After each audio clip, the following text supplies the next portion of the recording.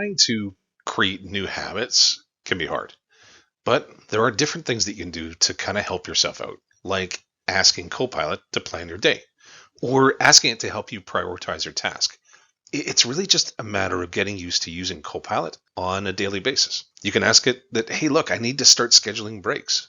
And yeah, it can help you out with stuff like that and even give you some different advice. The other thing, get it to give you productivity tips. So once a day, come into Copilot and get used to asking it for productivity tips. Or if you find that boring, how about teach me something interesting in the area that I live in? Every day, go in and ask Copilot different questions to get used to using Copilot and start breaking the different habits that you have now when you start your day.